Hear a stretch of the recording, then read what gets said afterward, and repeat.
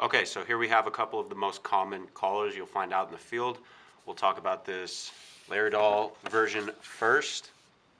So in order to properly size this collar, we need to measure the patient from their chin line to their trap. So once we get the measurement, that's usually taken in finger lengths.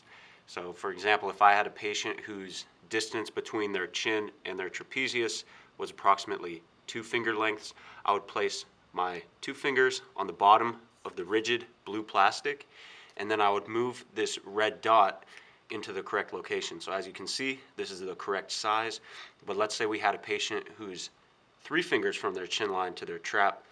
We need to move this, so in order to do that, you have these 2 locking tabs that you need to push in from the opposite side. So we'll push those in, 1, 2, flip it back over. Now we can adjust the length of the collar freely. So there's 4 settings. There's a tall setting, there's a regular setting, there's a regular setting, a short, and a no neck setting. So whatever the measurement is, make sure that the appropriate size is applied prior to the application of the collar. Also, very important, make sure that once the correct size is chosen, that you actually lock in both of the tabs. There are 4 locking mechanisms on this, 2 locking pins, 2 locking tabs. Also, this collar requires you to actually deploy the chin piece. So take this chin piece and just flip it forward. So this should be done prior to sizing the collar. All 4 of these tabs should be unlocked and the chin piece should be deployed. Now for this one, you actually use this sizing line.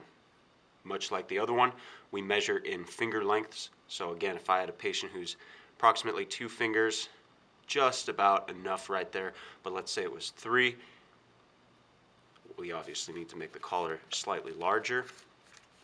So this one locked up on me. So we got 3 fingers here. That looks like the right size. Lock in all of the tabs, 1, 2, 3, 4, and now we're ready to apply it to the patient. Now there would be somebody here holding and maintaining manual inline stabilization. You just have to work around them. When you apply this collar, their cervical spine should be at the center of this rectangular shaped box. You should come in at a slight angle instead of straight in, and use that gap found in between their shoulder blades to maneuver the collar in the correct position. Next, instead of coming straight over the face with the collar, use a scooping motion to go underneath the chin, capture the chin going up, and then make sure that the collar is applied nice and tight. These are designed to be put on very tight, so they shouldn't be loose, and you shouldn't have any sort of gap on the other side of the collar where the 2 pieces of plastic actually meet.